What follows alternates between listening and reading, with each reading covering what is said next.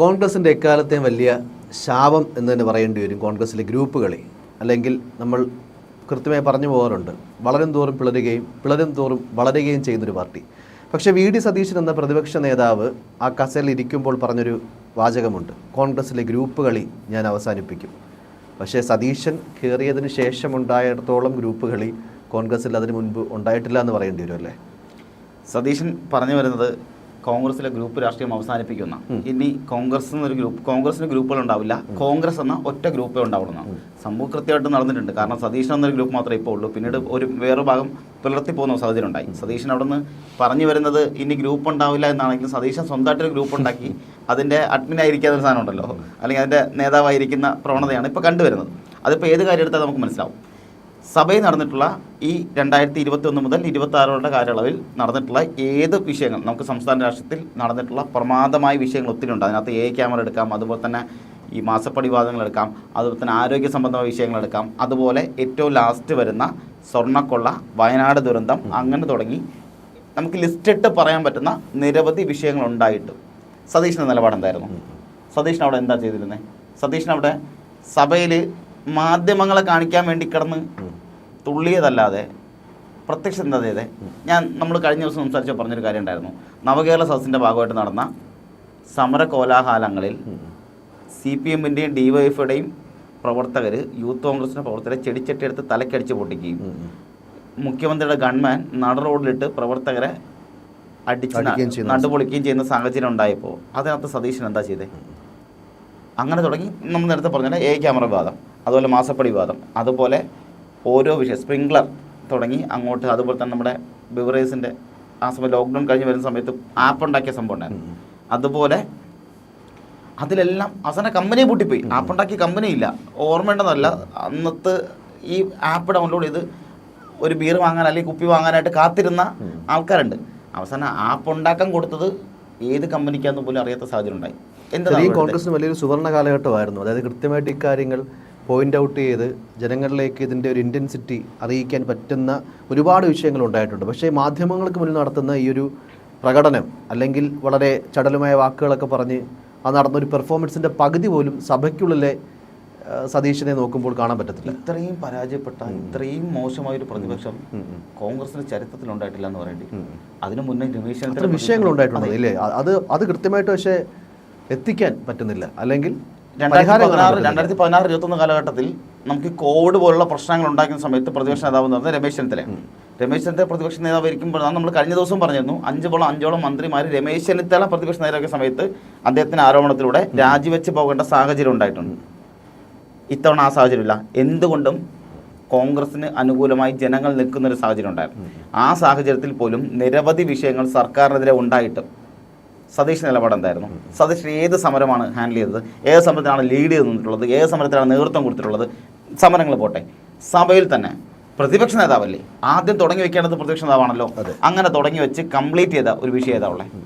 അങ്ങനെ ഒരു വിഷയമില്ല ഇവിടെ. അതായത് മാസപ്പടി വിവാദം ആയിക്കോട്ടെ, വിഷയങ്ങളായിക്കോട്ടെ, അതുപോലെ തന്നെ ക്യാമറയുടെ ബന്ധപ്പെട്ട വിഷയം, ഈ പറഞ്ഞ അതിനുശേഷം ഉണ്ടായിട്ടുള്ള പല വിഷയങ്ങൾ, അതിൽ പ്രധാനമായിട്ടുള്ള വയനാട് ദുരന്തമായിട്ട് ബന്ധപ്പെട്ടത്, അതുപോലെ തന്നെ സ്വർണ്ണക്കുള്ള വിഷയങ്ങൾ, ഇങ്ങനെയുള്ള വിഷയങ്ങളിലെല്ലാം സഭയിൽ എന്തായിരുന്നു സതീശൻ നിലപാട്? സതീശൻ പലപ്പോഴും പിണറായി വിജയനെ പേടിച്ചാണ് നിൽക്കുന്നത്. പിണറായി വിജയനെ കണ്ട അപ്പം മുട്ടിലിടുകയും നിൽക്കുന്നൊരു സാഹചര്യമാണ് സതീശൻ ഉണ്ടായിട്ടുള്ളത്.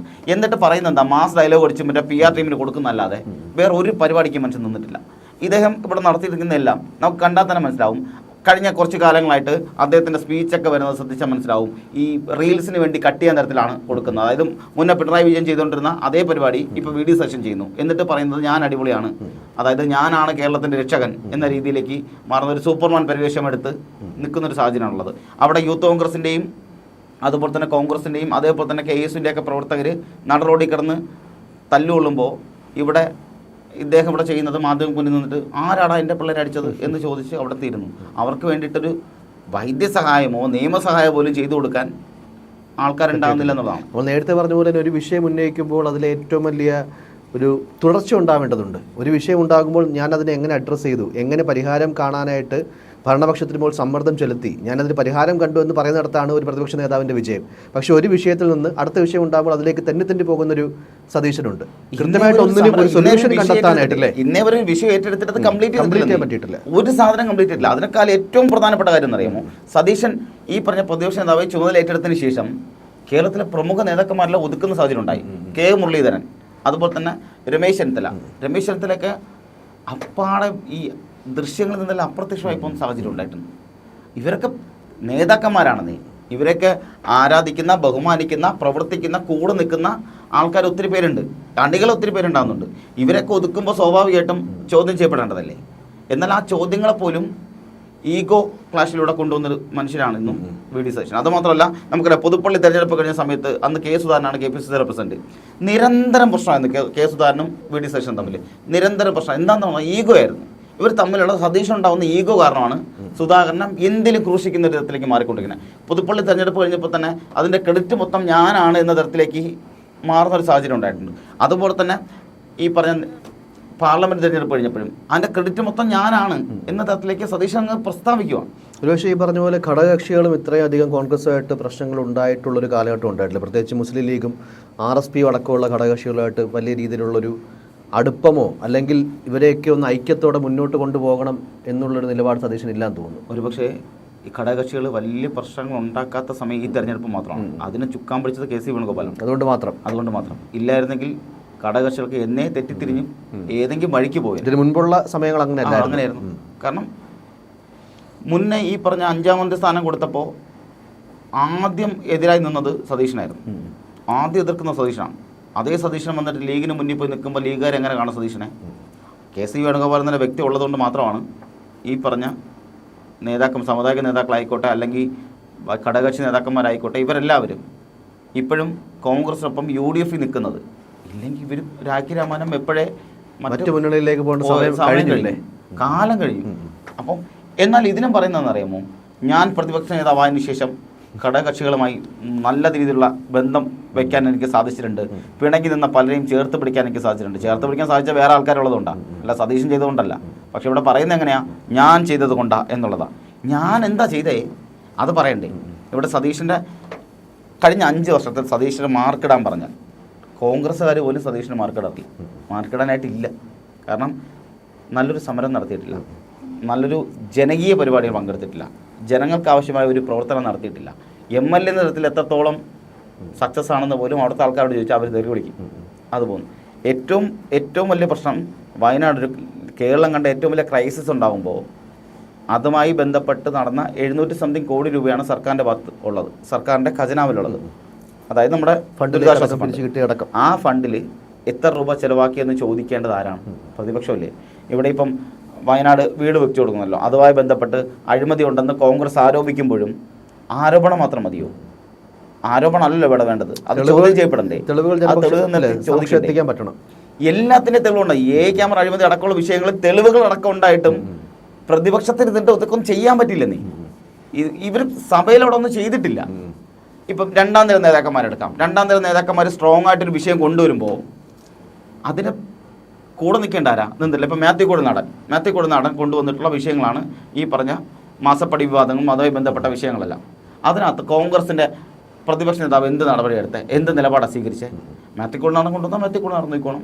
അടുത്ത് PC വിശ്വനാഥ് കൊണ്ടുവന്നാൽ PC വിശ്വനാഥ് നോക്കണം. നേരത്തെ പറഞ്ഞ ഒരു കൈൻഡ് ഓഫ് ഈഗോ ഉണ്ട്. അതെ, ഞാൻ ഉയർത്തിക്കൊണ്ടുവന്ന പ്രശ്നങ്ങളാണെങ്കിൽ ഞാൻ മാധ്യമങ്ങളെ കുറിച്ച് സംസാരിക്കും, അല്ലെങ്കിൽ വേറെ മാത്യുക്കോട് നാടൻ അടക്കമുള്ള നേതാക്കന്മാർ കൊണ്ടുവന്ന വലിയൊരു പ്രശ്നം അല്ലെങ്കിൽ ഈ പറഞ്ഞ കണക്ക് ഗുരുതരമായ വിഷയം അധികാരം പോലും തെറിക്കാൻ സാധ്യതയുള്ള വിഷയങ്ങൾ കൊണ്ടുവന്നു കഴിഞ്ഞാൽ അതിൽ അഡ്രസ്സ് ചെയ്യത്തില്ല, അതിൽ മാധ്യമങ്ങൾക്ക് മുന്നിൽ ഒന്നും മിണ്ടാൻ സമ്മതിക്കില്ല. എന്നിട്ടോ RSSനെതിരെ നിൽക്കുന്ന ഞാനാണെന്ന് പറഞ്ഞിട്ട് അതേ RSS വേദിയിൽ പോയിരുന്ന് കുമ്പിടും.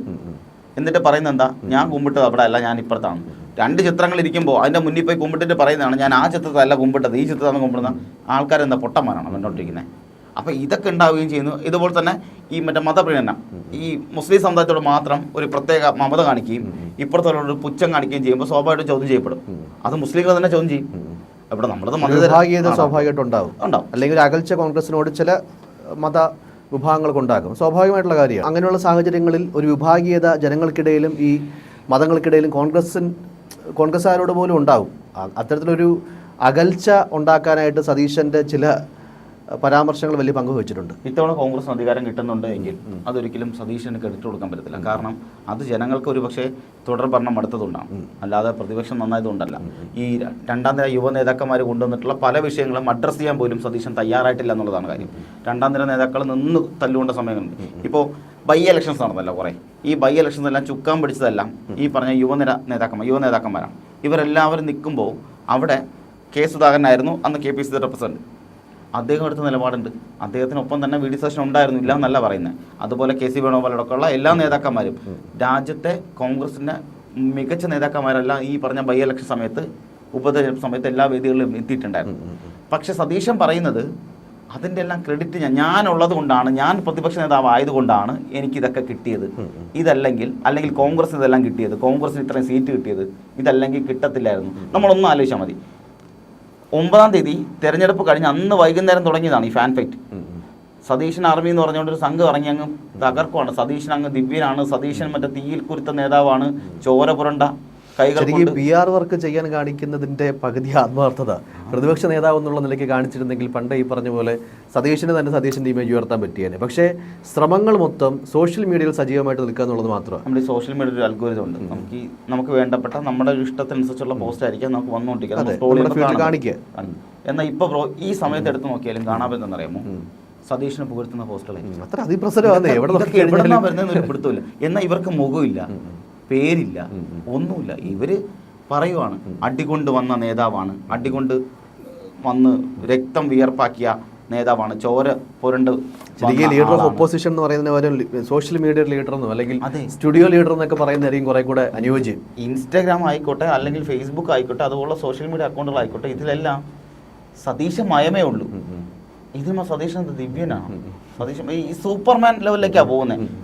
അണികൾ, അതായത് VD സതീശൻ ആർമി തന്നെ പറയുന്നത് സതീശൻ ഇല്ലായിരുന്നെങ്കിൽ കേരളമേ ഇല്ല, അതായത് സതീശൻ മഴ പറഞ്ഞുണ്ടാക്കിയതാണ് കേരളം എന്ന തരത്തിലേക്കൊക്കെ ഇപ്പോൾ മാറിക്കഴിഞ്ഞു. ഇല്ല, അതൊരു ഈ കാലഘട്ടത്തിൽ ഈ പറഞ്ഞു നടക്കുന്നത് വേണ്ട നമ്മളാരും പറയുന്നില്ല. പക്ഷേ ആ ആത്മാർത്ഥതയോ ആ സത്യസന്ധതയോ ഇല്ലേ യഥാർത്ഥത്തിൽ അദ്ദേഹത്തിന്റെ റോള് ചെയ്യുന്നത് ജനങ്ങളോട് കാണിച്ചാൽ മതി. അതെ അതെ, അതാണ് PR സ്റ്റണ്ടിന് കാണിക്കുന്ന 10% സഭയിലും ജനങ്ങളോട് കാണിച്ചിരുന്നെങ്കിൽ ഈ സർക്കാർ ഇതിനേക്കാളും വലിയ പ്രതിസന്ധിപ്പെട്ടെ. നമ്മൾ കഴിഞ്ഞ ദിവസം സംസാരിക്കാൻ പറഞ്ഞതുപോലെ പോറ്റിയെ കയറ്റി എന്നുള്ള ഒറ്റ പാട്ടുണ്ടാക്കിയ ആ ഓളത്തിന്റെ 100% പോലും സതീശൻ എന്ന പ്രതിപക്ഷ നേതാവിന് ഉണ്ടാക്കാൻ പറ്റിയിട്ടില്ല. ഉണ്ടാക്കാൻ പറ്റാത്തതിന്റെ കാരണം എന്താ? അത്രയും കഴികൊട്ടൊരു നേതാവാ, കഴിവുള്ള ഒരാളാണ്. നമ്മൾ നേരത്തെ സംസാരിച്ചായിരുന്നു, ചെന്നിത്തല ഇരുന്നപ്പോൾ 5 മന്ത്രിമാരടക്കം രാജിവെച്ച് പോകേണ്ട സാഹചര്യം ഉണ്ടായി. ഇവർ ഇത്തവണ ഈ പറഞ്ഞ എല്ലാ അഴിമതി ഉണ്ടെന്ന് പറയുന്നുണ്ടല്ലോ. സർക്കാർ അഴിമതി ആരോപണങ്ങൾ നിരവധി ഉണ്ടായ സാഹചര്യത്തിൽ പ്രതിപക്ഷ നേതാവെന്ന VD സതീശൻ എന്താ ചെയ്തേ? എന്ത് നടപടി എടുത്തേ? എന്ത് സമരങ്ങളാണ് നേതൃത്വം കൊടുത്തേ? എന്ത് സമരത്തിനാ ചുക്കാൻ പിടിച്ചിട്ടുള്ളത്? നിരവധി ജനകീയ പ്രക്ഷോഭങ്ങൾ ഉണ്ടായിട്ടില്ല. ഈ പറഞ്ഞ സെക്രട്ടേറിയറ്റ് വളഞ്ഞുള്ള ഉപരോധങ്ങളടക്കം പിള്ളേര്, അതായത് PSCയുടെ പിള്ളേര് മുട്ടിലെഴിഞ്ഞ് നടക്കുന്ന സാഹചര്യം ഉണ്ടായി. അവിടെ ശയനപ്രദർശനം വരെ നടത്തി തലകറങ്ങി വീണ് പോകുന്ന സാധനം. ആശാവർക്കന്മാർ നെഞ്ചത്തിരിച്ച് നിലവിളിച്ച് കിടക്കുന്ന സാഹചര്യം ഉണ്ടായി. അതിന്റെ ഏകോപനത്തിന് അമ്പേ പരാജയമായിരുന്നു ഇല്ലേ? അവർ തന്നെ സംഘടിപ്പിച്ച്, അവർ തന്നെ മുന്നിട്ടിറങ്ങി, അവർ തന്നെ അവർക്ക് വേണ്ടി സമരം നയിക്കേണ്ട ഒരു അവസ്ഥ ഉണ്ടായി. പ്രതിഷേധ പൊങ്കാലകൾ നടന്നു ഇവിടെ. അതുപോലെ പ്രതിഷേധ കഞ്ഞിവെപ്പ് നടന്നു. പ്രതിഷേധത്തിന്റെ ഭാഗമായിട്ട് മുടിമുറിക്കൽ നടന്നു, മുട്ടിലെഴുന്നത് നടന്നു, മുട്ടിൽ നിൽക്കുന്നത് നടന്നു. അങ്ങനെ തുടങ്ങി ഇതെല്ലാം നടക്കുമ്പോൾ ആ പിള്ളേർക്ക് വേണ്ടി നിൽക്കേണ്ടതാ, ഞാനുണ്ട് കൂടെ, ഞാൻ നോക്കിക്കോളാം, അല്ലെങ്കിൽ ഞാൻ നിങ്ങൾക്ക് വേണ്ടി സംസാരിക്കാം എന്ന് പറയേണ്ടത്. തീർച്ചയായിട്ടും വേറെ പ്രതിപക്ഷ നേതാവായിരുന്നെങ്കിൽ കൃത്യമായിട്ടും ഇത്തരം സമരങ്ങൾ ജയിപ്പിക്കാനും പറ്റിയതിന്റെ അതിന്റെ ക്രെഡിറ്റ് കോൺഗ്രസിലേക്ക് കിട്ടുകയും ചെയ്തേനെ. അങ്ങനെയൊക്കെ ചെയ്ത നിരവധി നേതാക്കന്മാരുള്ള നാടാണ് നമ്മുടേത്. അതായത് കോൺഗ്രസ് ഭരിക്കുമ്പോൾ പോലും ജനങ്ങൾക്ക് വേണ്ടി നിൽക്കണമെന്ന് ഒച്ചത്തിൽ സംസാരിച്ചുള്ള നേതാക്കളാണ് കോൺഗ്രസിന്റെ പ്രമുഖ നേതാക്കൾ എല്ലാവരും. അതിനകത്ത് നിരവധി നേതാക്കന്മാരുണ്ട്. അവരെ കുറിച്ച് താരതമ്യം ചെയ്യുമ്പോൾ സതീഷിന് ഈ ഉണ്ടയില്ല വെടി മാത്രമായി മാറുന്ന സാഹചര്യം ഉണ്ടാകാറുണ്ട്. അതായത് ഒന്നുമില്ല, വെറുതെ മറ്റേ 8 കാലി മമ്മൂഞ്ഞ് അടിച്ച് നടക്കുന്ന പരിപാടി. നാട്ടുകാരുടെ എല്ലാവരും ചെയ്യുന്നതിൻ്റെ ക്രെഡിറ്റ് എനിക്ക് വേണം, ആരെന്ത് ചെയ്താലും ക്രെഡിറ്റ് എനിക്കായിരിക്കണം. അങ്ങനൊരു ഇതിലേക്ക് സതീശൻ മാറിക്കഴിഞ്ഞു. ഇനിയിപ്പോൾ 4-ാം തീയതി റിസൾട്ട് വരും. റിസൾട്ട് വരുന്നതിന് മുന്നേ തന്നെ ഇപ്പോഴത്തെ അടി തുടങ്ങിയിട്ടുണ്ട്. അതായത് ഞാൻ മന്ത്രിസ്ഥാനത്തിന് വേണ്ടി ചോദിക്കുന്നില്ല, ഞാൻ മന്ത്രിസ്ഥാനം ആരോടും പറഞ്ഞിട്ടില്ല, അതൊക്കെ ഹൈക്കമാൻഡ് തീരുമാനിക്കും. പക്ഷെ എന്റെ ആർമി പറയും, പക്ഷെ ഞാൻ അർഹനാണല്ലോ. അതെ, എന്റെ ആർമി പറയും ഞാനാണ് മുഖ്യമന്ത്രി. എനിക്കും എന്റെ ആർമിക്കും അറിയാമല്ലോ. എന്റെ ആർമി പറയും ഞാനാണ് മുഖ്യമന്ത്രി, ഞാൻ മാത്രമാണ് മുഖ്യമന്ത്രി. കേരളത്തിൽ ഇനി ആരെങ്കിലും മുഖ്യമന്ത്രി ആവണമെങ്കിൽ അത് ഞാൻ മാത്രമായിരിക്കണം എന്നതിലേക്ക് വരെ സതീശൻ മാറ്റുന്നുണ്ട്. ഇപ്പൊ ആശാൻ കാട്ടിൽ പോയിരിക്കുവാണ്, കാട്ടിലാണ്, വനവാസത്തിലല്ല വനത്തിലാണ്. വനത്തിലിരുന്നിട്ടും കൃത്യമായി ആർമി ഗ്രൂപ്പുകൾ കൈകാര്യം ചെയ്യാൻ പറ്റുന്നുണ്ട്. അവിടെ ഇരുന്നിട്ട് സ്വസ്ഥമായിട്ട് പ്രകൃതി ഭംഗി ആസ്വദിക്കാതെ ഓരോ റീലും കട്ട് ചെയ്തിടുകയെന്നേ. അപ്പം അതൊക്കെ പറ്റുന്ന സതീശന് നാട്ടിലെ പ്രശ്നങ്ങൾ, ജനകീയമായ സമരങ്ങൾ, ജനങ്ങളുമായി ബന്ധപ്പെട്ട വിഷയങ്ങളിൽ കൈകാര്യം ചെയ്യാൻ പറ്റുന്നില്ല. അങ്ങനൊരു നേതാവാണ് പറയുന്നത് ഞാനാണ് അടുത്ത മുഖ്യമന്ത്രി കുപ്പായം തച്ചിരിക്കുന്നതെന്നും ഞാനേ ഉള്ളൂ അടുത്ത മുഖ്യമന്ത്രി എന്നും. ഇതൊക്കെ ജനങ്ങൾ അറിഞ്ഞാൽ നല്ലതാണ്.